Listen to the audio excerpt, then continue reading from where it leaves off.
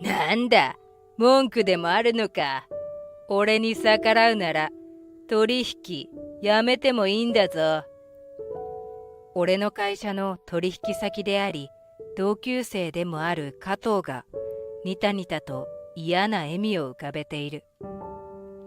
先ほど俺はこの加藤に熱々のカレーをぶちまけられた。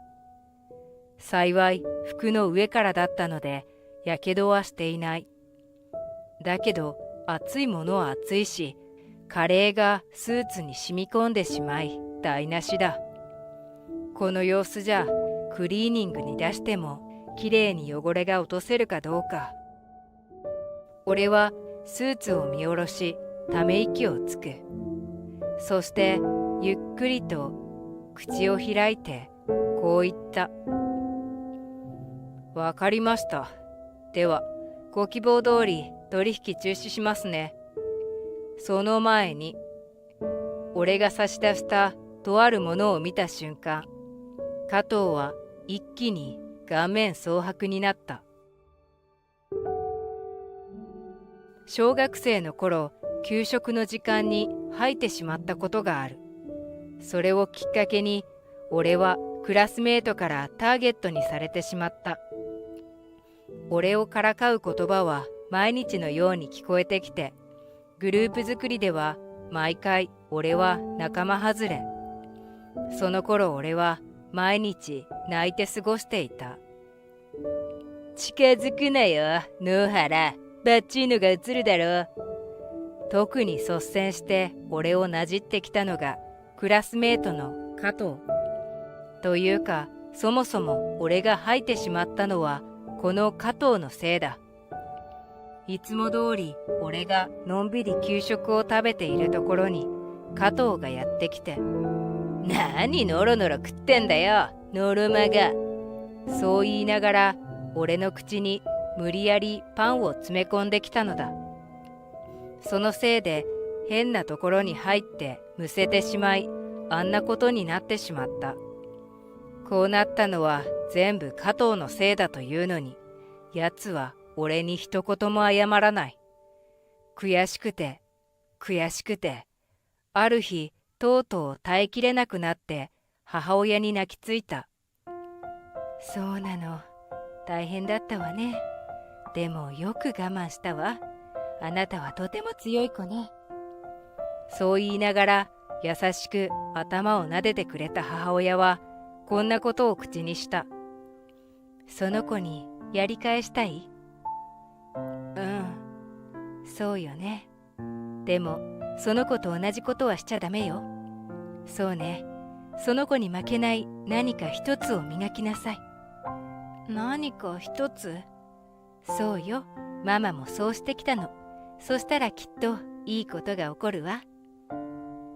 詳しく聞くと、母も小さい頃に俺と同じような目にあったらしい。その時、母は周りを見返すために、もともと得意だった勉強をさらに頑張ったそうだ。結果、母は超名門大学へ進学し、今は母校で教鞭をとっている。かなり優秀な教授と評判が高く、その業界ではちょっとした有名人だ。同窓会で私の職業を聞いたあいつらの顔、ちょっと面白かったわ。にやりと笑みを浮かべる母がとてもかっこよく見えて、俺は母のアドバイスに従うことにした。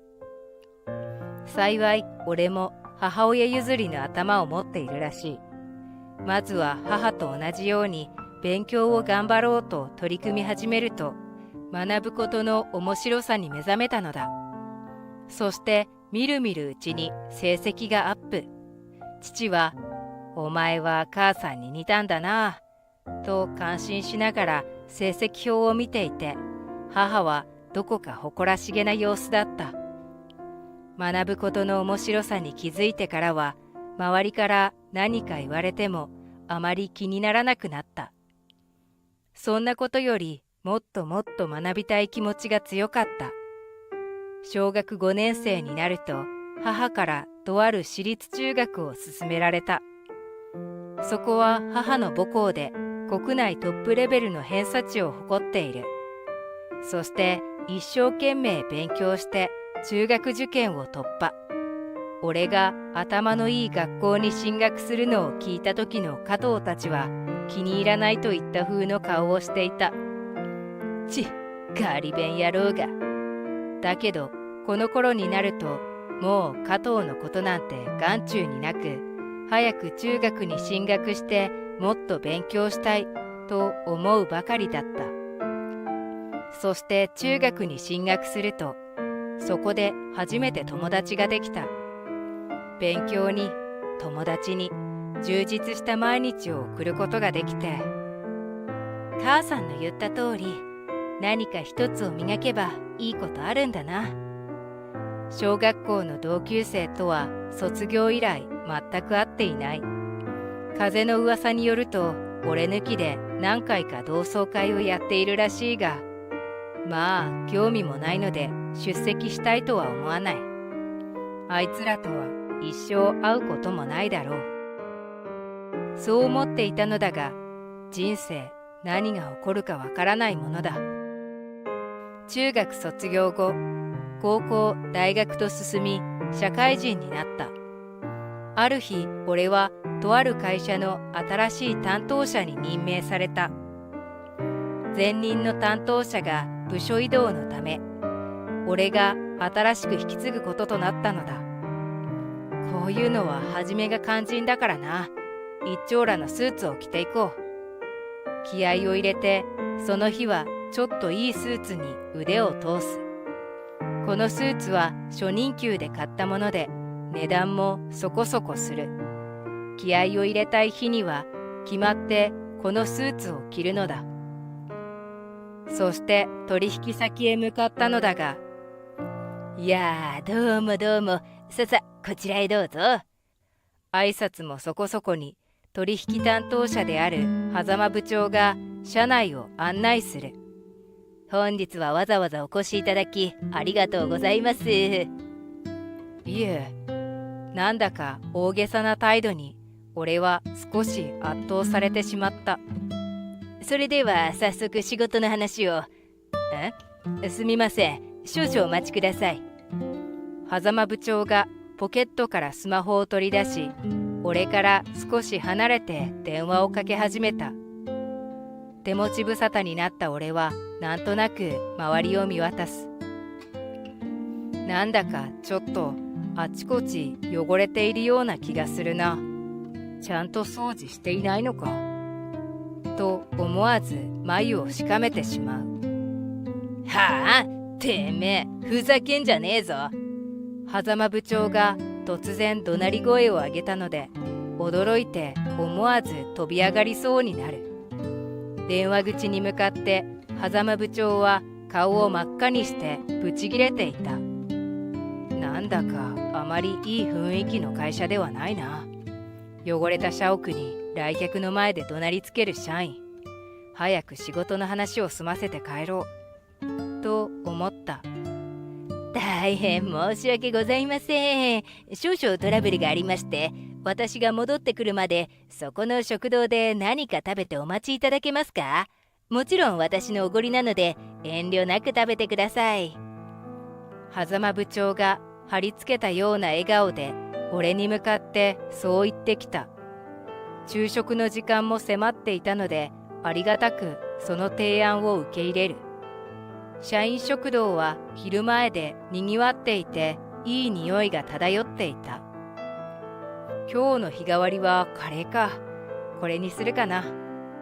食堂中に漂うカレーのいい匂いに惹かれ、カレーを購入し、空いている席を探す。すると、お前、どこかで見たことある顔だな。突然声をかけられ、驚き足を止める。俺ですか？そうそう、お前だよ。お前もしかして野原か？名前を呼ばれてさらに驚くが、俺を呼び止めた相手の正体がわかると、今度は嫌な記憶が一気によみがえって体がこわばってしまった。加藤か。そうそう、俺だよ。いや、久しぶりだな。卒業以来会ってないから20年ぶりくらいか。こっち来いよ、一緒に食おうぜ。あの頃のことなど忘れたという風な爽やかな笑顔で俺を手招きする野原。やつの向かい側の席はちょうど空いている。断るわけにもいかず、しぶしぶと俺は加藤の向かい側に座った。お前、ここで何してんの？今日は仕事でここに来たんだ。仕事？ああ、そういえば今日仕入れ業者がうちに来るって言ってたな。すると加藤は先ほどの爽やかな笑顔から一転、俺を見下すような笑みを向けてきた。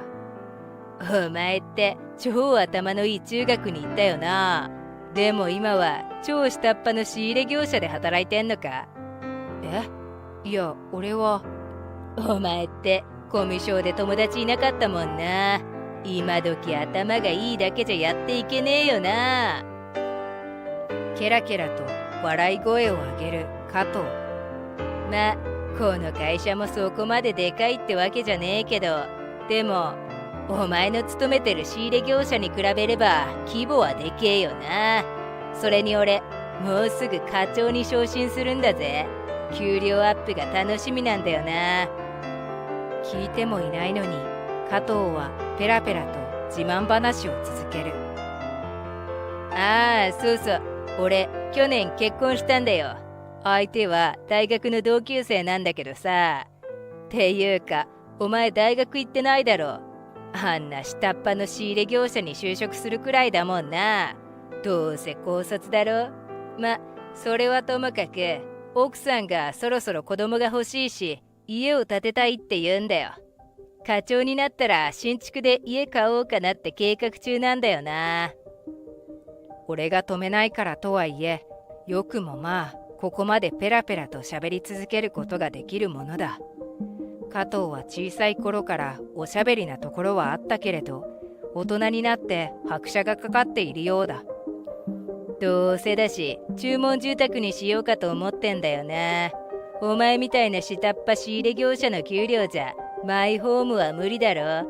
せっかく金かけて頭のいい私立中学に行ったのにな。人生失敗しちゃ金の無駄だし無意味だよな。かわいそうに。お前は相変わらずだな。さすがにこれ以上自慢話を聞くのは嫌だったので口を挟むと、加藤の眉がピクリと動く。相変わらず？どういう意味だ？俺を見下してバカにして自慢話で自分をよく見せようとするところがだよ。そういうの虚しくないか？そんな自慢話ばっかりしてると奥さんに嫌われるぞ。すると加藤は食べかけていたカレーのスプーンを置いて俺をギロリと睨みつけた。てめえ、いい度胸してんじゃねえか。いじられキャラの野原のくせによ。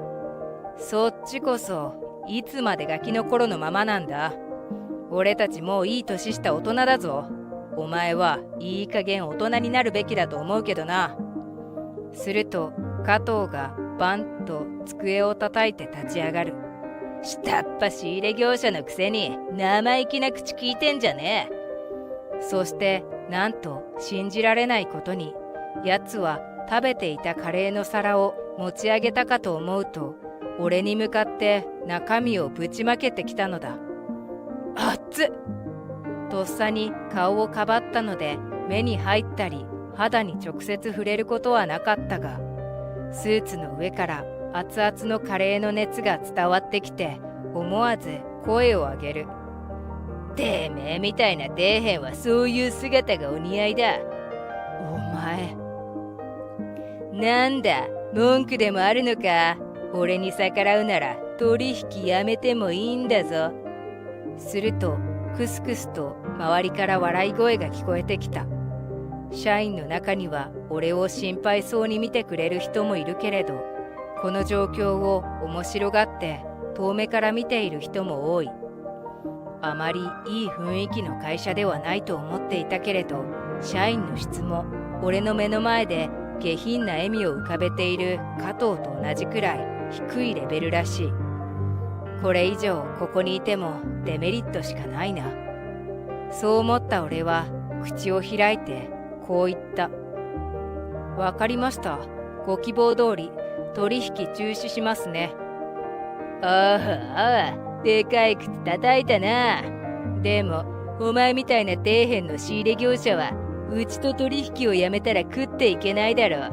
今ここで土下座するなら許してやってもいいぞ。あまりにも下品な加藤の口ぶりに俺はため息をつく。そしてこう言い返してやった。さっきから言ってるその仕入れ業者って一体誰のことだ？は？俺は仕入れ業者じゃない。こういうものだ。そして俺は懐から名刺を取り出して加藤に渡す。名刺に書かれた内容を見た加藤はみるみるうちに顔面蒼白に変わっていった。は？三島テクノロジー？うちの取引先の？いや、ただの取引先じゃない。お前の会社にとっては大口の取引先だろ。要はお得意さんだ。そう。加藤はなぜか俺を下っ端の仕入れ業者と勘違いしていたが、俺はこの会社の取引先に勤めている一社員だ。大学卒業後、俺は業界トップレベルの三島テクノロジーに就職。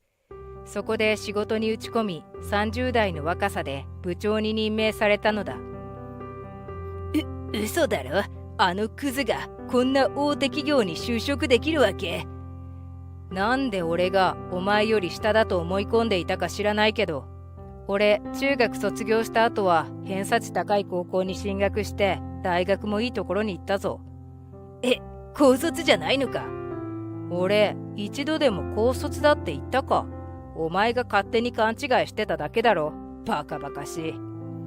加藤は目の前の事実が信じられないようで、先ほどから嘘だろとかありえないとかブツブツ言っている。あとお前、さっき自分は課長だぞって偉そうにしてたけど、それなら俺は部長だから俺の方が偉いってことになるな。俺の言葉がとどめになったのだろう。加藤の目から光が失われていった。俺に対して完全に敗北したことを悟ったようだ。しかし負けを認めたからといって許されるわけじゃない。俺は呆然としている加藤をその場に置いて食堂から出て行こうとする。ちょっと待ってくれ。